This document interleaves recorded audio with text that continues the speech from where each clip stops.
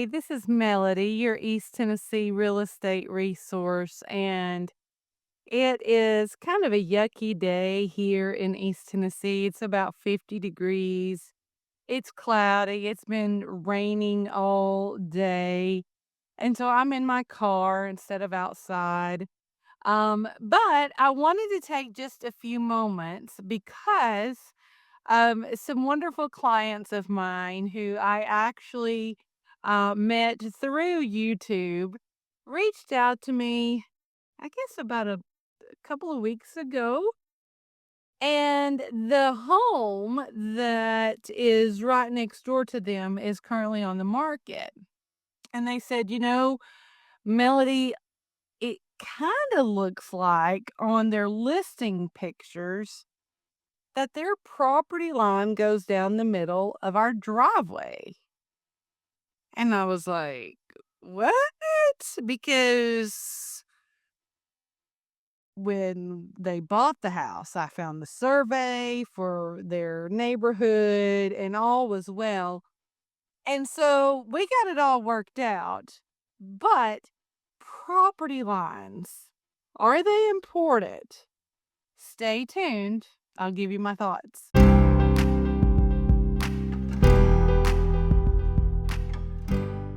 Going back to the original scenario, my clients who, again, I met through YouTube, they're wonderful folks here in East Tennessee, seem to be loving every minute of it.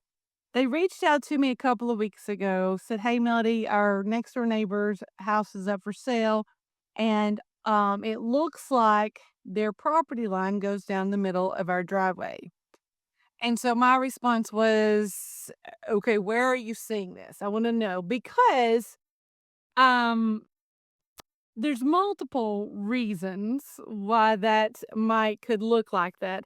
And so they said, "Well, we're actually seeing it on the listing photos."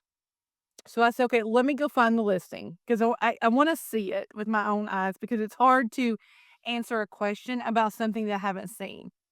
And so I pulled it up and I couldn't find the picture. And so I said, literally, I was like, "I can't, can you send me the link for it?" And they couldn't find the picture anymore either. And so I felt confident in telling them, "Hey, here's what I think happened." Okay, here's what I think happened because I'm a listing agent as well.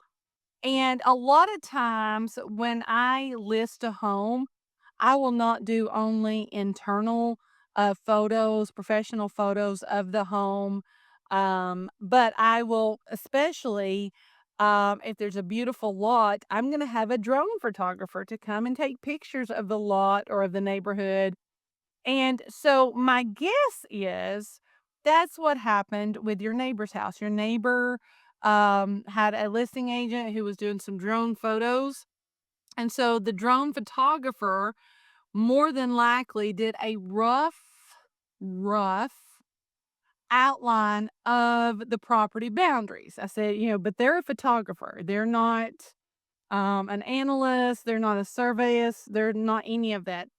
And so I want to let you guys know that as well, because when I am showing property, especially if it's more than about a half an acre, a lot of folks will say, "Well, wonder where the property lines are." And I can make literally an educated guess, but it's a guess. I can pull up the tax records that's going to show a rough outline of the property lines. Now, again, this is just to kind of give you a rough idea.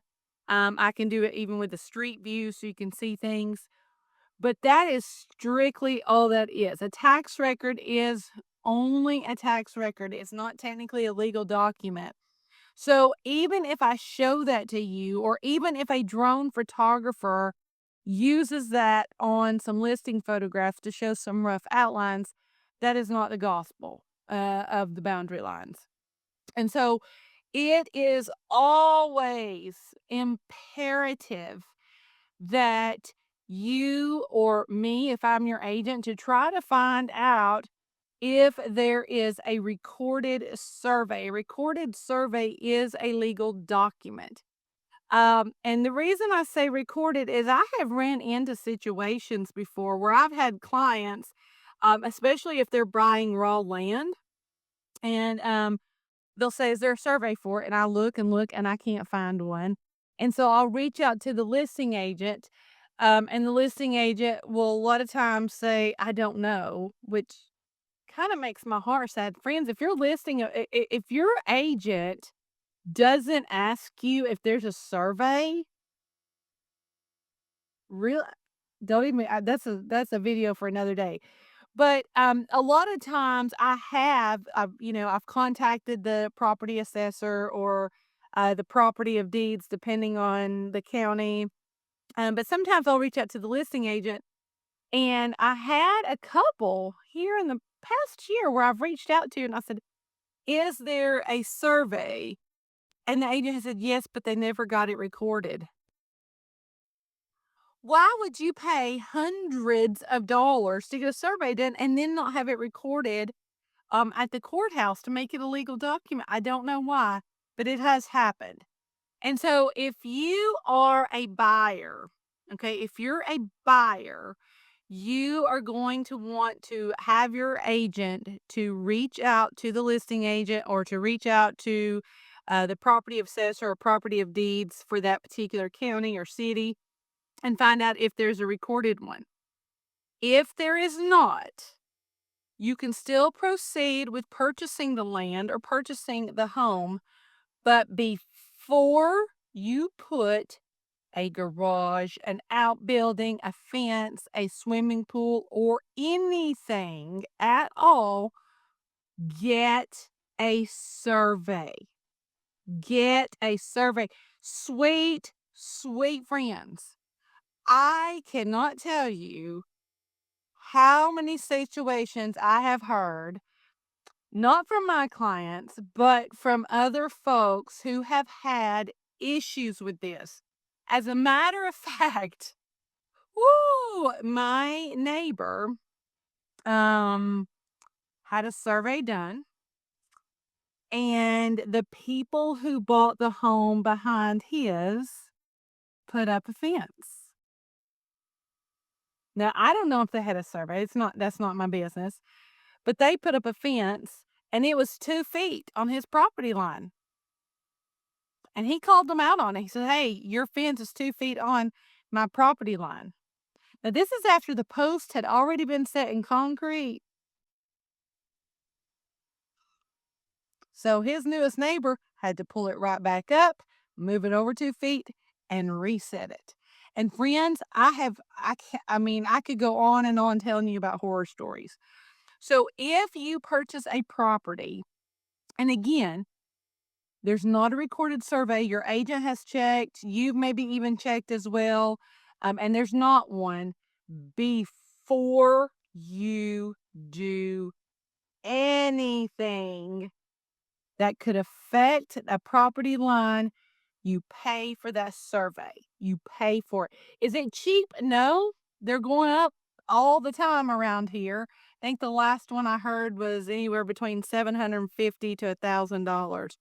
But let me tell you, I would rather pay $750 or $1,000 than to have to reset an entire fence or move an outbuilding that's already got a foundation or something of the sort. Pay it. Now, a lot of times there will be a survey, and maybe it's 20 years old or 30 years old or what have you. It's still a legal document unless there's been a change. However, it might be wise to contact either the original surveyor or another surveyor to have them to come and show you where those property markers are, because sometimes they'll be buried a little bit over there's some sediment that's gotten over it and you can't really see them. That's okay. I've had a couple of folks do that. I had some clients, we found a survey was like from 1972, but there had not been an updated one. So they called a surveyor, have him come out there because they wanted to put a building in their backyard.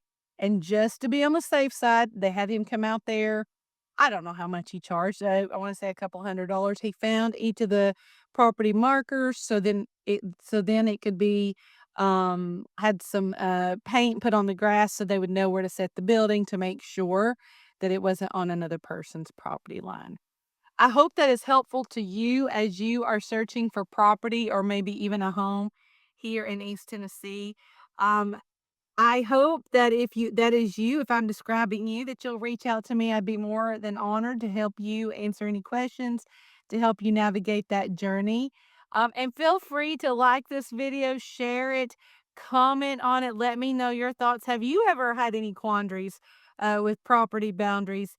Because here in East Tennessee, surveys are not required, but they are highly recommended.